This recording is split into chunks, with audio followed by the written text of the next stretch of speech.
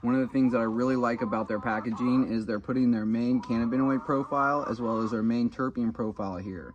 And for beginners, it's really helpful to have a recommended starting dose size as well. If you look at either side, there's one side that has their website printed below, as well as written dispensing instructions. On the other side, they are illustrated with a QR code to take you straight to their website. When I get these and I open them, I like to peel my sticker here at the bottom, and there's a button here to make it child safe on the side.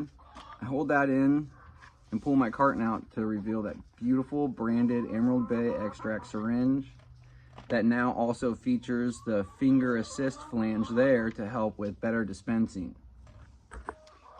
To dose my Emerald Bay extracts RSO, I like to warm it up by rolling it in my hands like this for a couple minutes, or you can hold it against your body to warm it up slightly, or some medium hot water for a couple of minutes, just to thin the viscosity so it's easier to dispense.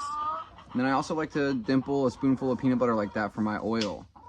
And then I dispense my oil like that right into my dimple, and there we are. And to administer,